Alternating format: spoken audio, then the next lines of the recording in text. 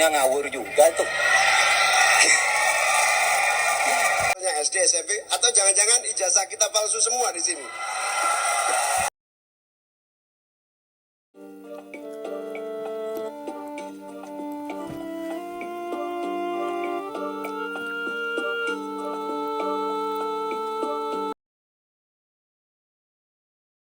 Korupsi pertambangan dan perikanan ilegal serta pembalakan liar masih marak terjadi. Hal ini mengakibatkan kerusakan ekologis di darat dan di laut serta ketidakadilan sosial.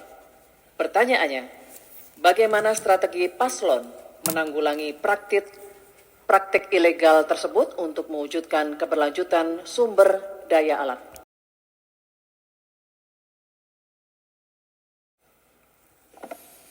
Baik, terima kasih.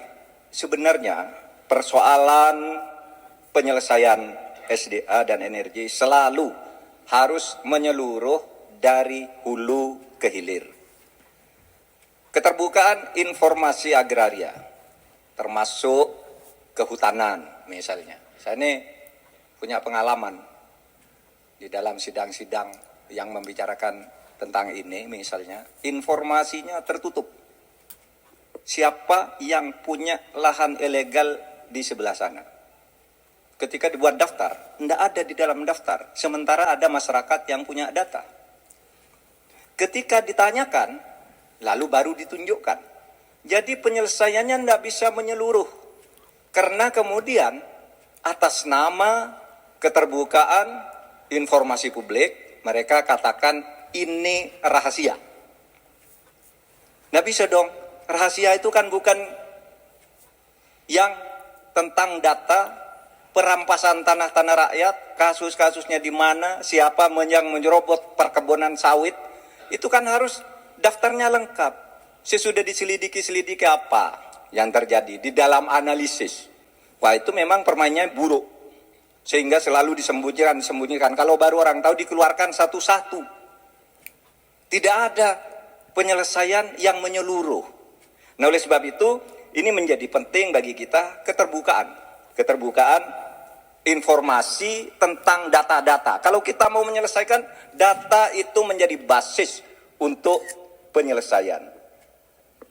Kita juga pernah, atau kami kalau bicara soal rekam jejak, ya, kita ikut dalam upaya penyelesaian satu peta sebagai rujukan untuk masalah-masalah tersebut. Demikian. Baik. Disampaikan Pak Mahfud, salah satu yang memprihatinkan adalah data ESDM itu ada 2.500 tambang ilegal. Sementara tambang yang legal saja tidak membawa kesejahteraan. Dan kita menyaksikan dalam proses penambangan dan bisnis tambang kita, hilirisasi dilakukan ugal-ugalan, merusak lingkungan, ada kecelakaan, tenaga asing mendominasi. Di sisi yang lain juga perkembangan hilirisasi maupun tambang tidak signifikan dengan kesejahteraan masyarakat sekitar. Sulawesi Tengah, pertumbuhan ekonominya sampai sekarang bisa 13%, tinggi sekali. Tapi rakyatnya tetap miskin dan tidak bisa menikmati.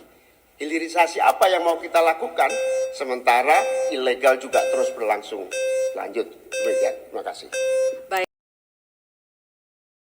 Baik, terima kasih Gus Muhaimin dan Prof. Mahfud. Dari pasangan Prabowo Gibran, simpel saja solusinya. IUP-nya dicabut, izinnya dicabut, simpel. Karena sesuai Undang-Undang Dasar 1945, Pasal 33, Ayat 3 dan 4, dan juga Pancasila, Sila 4 dan 5, kita ingin sumber daya alam ini dimanfaatkan sebesar-besarnya untuk kemakmuran rakyat. Dan juga kita harus menjalankan Permen Investasi nomor 1 tahun 2022. Intinya kita ingin perusahaan-perusahaan besar ini bisa menggandeng UMKM lokal, pengusaha lokal, jadi mereka tidak besar sendiri, tapi ikut membesarkan warga lokal, pengusaha lokal, dan UMKM setempat. Terima kasih. Juga tambang ilegal sebanyak 2.500, tapi juga ada yang lebih dari itu. dalam 10 tahun terakhir terjadi deforestasi 12,5 hektar hutan kita. Itu jauh lebih luas dari Korea Selatan dan 23 kali luasnya Pulau Madura di mana saya tinggal. Ini deforestasi dalam waktu 10 tahun. Bilang, ya cabut aja iupnya. Nah itu masalahnya. Mencabut iup itu banyak mafianya. Banyak mafianya. Saya sudah mengirim tim ke lapangan. Ditolak. Sudah putusan Mahkamah Agung. Itu begitu. Bahkan KPK seminggu lalu mengatakan untuk pertambangan di Indonesia itu banyak sekali yang ilegal dan itu di-backing oleh aparat-aparat dan pejabat. Itu masalahnya. Baik, terima kasih Waktunya Bapak. habis. Inti dari pembangunan berkelanjutan adalah tidak ada satupun yang ditinggalkan. Dari petani, peternak, nelayan, masyarakat adat, dan seluruh kelompok-kelompok rentan lainnya. Pembangunan berkelanjutan jangan diabaikan, malah ngurusi kekuasaan yang berkelanjutan. Oleh karena itu kita harus ingat bahwa Quran menyatakan zuharul fasad fil barri wal bahar bima kasabat aydinas. Telah nyata kerusakan di darat dan di laut karena ulah tangan manusia. Bahkan Paus Fransiskus juga mengingatkan kepada kita semua, posisi yang agak rawan masa depan kita. Kita harus melakukan taubat ekologis. Taubat itu dimulai dari etika. Sekali lagi, etika. Etika lingkungan dan etika pembangunan. Jangan ugal-ugalan, jangan ngangkangi aturan, jangan sembrono, ojo sakarepe dhewe. Saudara-saudara sekalian, insya Allah kalau Amin mendapatkan mandat, kita akan sungguh-sungguh. Yang pertama, kita akan anggaran untuk mengatasi krisis iklim, kita tingkatkan secara signifikan, termasuk riset sekaligus implementasi energi baru dan terbarukan. Kita sahkan RUU masyarakat adat secepat-cepatnya. Dana subsidi atau dana untuk masyarakat desa kita tingkatkan 5 miliar per tahun agar warga desa dapat menikmati pembangunan. Yang selanjutnya kita juga akan teruskan subsidi BBM untuk masyarakat miskin, petani, nelayan miskin, dan kelompok rentan lainnya. Transportasi publik menggunakan energi listrik juga menjadi salah satu solusi untuk mengurangi polusi dengan cara pembangunan kota. Reforma agraria harus dieksekusi untuk memangkas ketimpangan. Saatnya kita berubah, saatnya kita pilih perubahan. Cara mengatasi greenflation. Terima kasih. Masih ada waktu, Bapak Gibran. Aturan istilah. Kami sampaikan kembali terminologi atau singkatan, mohon untuk Baik. Ya, tunggu. silakan dilanjutkan. Masih ada waktu. Ini tadi tidak saya jelaskan karena kan beliau kan seorang profesor. Sesuai dengan Oke, aturan. greenflation adalah inflasi. Jawabannya ngawur juga tuh. Gila ini. Ngarang-ngarang ndak karuan mengkaitkan dengan sesuatu yang tidak ada. Gitu ya. Begini loh. Kalau akademis itu gampangnya kalau bertanya yang kayak gitu-gitu tuh recehan. Gitu. Recehan. Oleh sebab itu tidak layak dijawab menurut saya. Dan oleh sebab itu saya kembalikan saja ke moderator. Ini tidak layak dijawab pertanyaan kayak gini. Tidak ada ini jawabannya. Terima kasih. Cukup buat Pak Mahfud? Masih ada waktu, Bapak? Saya kembalikan. Cukup ya? Baik. Saya kembalikan. Tidak ada gunanya menjawab. Ya. Baik. Bapak Ibu, demikian. Terima kasih. Tenang Pak Gibran. Semua ada etikanya. Termasuk kita diskusi di sini bukan tebak-tebakan definisi, tebak-tebakan singkatan. Kita levelnya adalah policy dan kebijakan. Prinsipnya sederhana. Semua kembali kepada etika Pak Gibran. Etika, sekali lagi etika. Etika itu adalah etika lingkungan.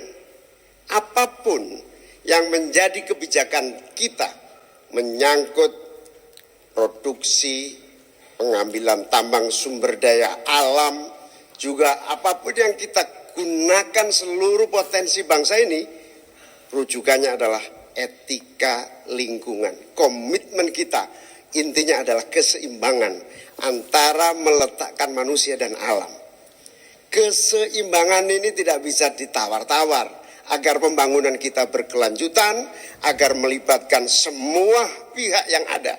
Tidak ada satupun yang tertinggal, sehingga produksi yang kita munculkan pun dari tambang, dari litium, dari apapun, itu tidak sembrono dan tidak sewenang-wenang.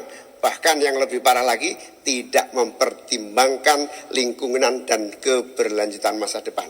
Sekali lagi, intinya bukan hanya etika lingkungan, tetapi etika bahwa forum ini adalah forum policy yang berharga. Jangan-jangan kalau kita tebak-tebakan definisi di sini, saya ragu kita ini levelnya SD, SMP, atau jangan-jangan ijazah kita palsu semua di sini.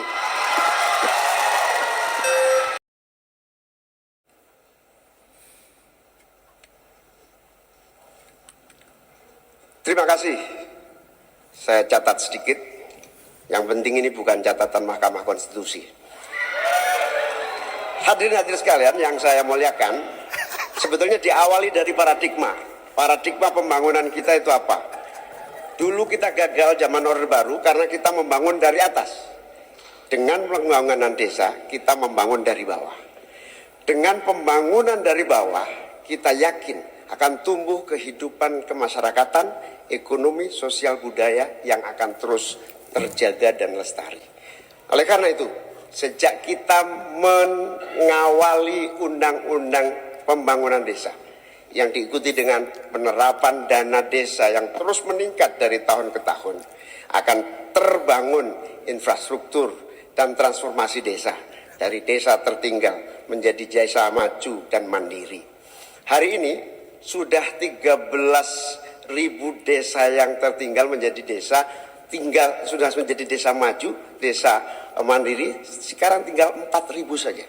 Ini bukti bahwa infrastruktur kita berjalan baik, dana desa terlaksana dengan baik, sehingga masyarakat desa semakin kerasan.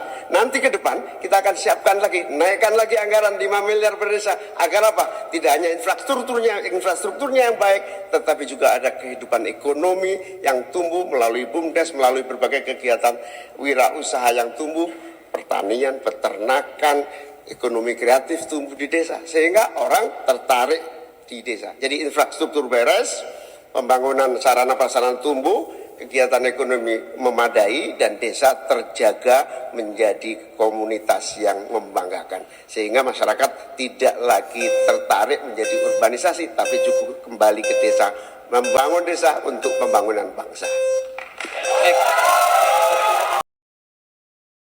Mahfud, waktunya 1 menit dimulai saat Bapak berbicara, silakan. Mas Gibran, saya menghormati Anda sebagai calon wakil presiden, sehingga saya tidak akan bicara secara menjebak dan receh-receh.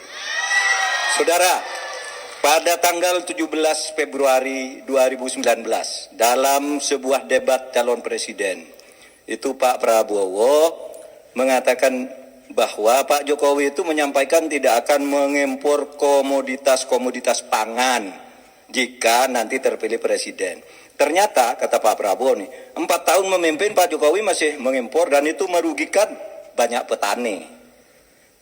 Nanti dicek ya, bahwa itu pertanyaan Pak Prabowo ke Pak Jokowi saat itu. Pak Jokowi bilang tidak akan mengimpor. Tapi sampai sekarang kita masih mengimpor banyak.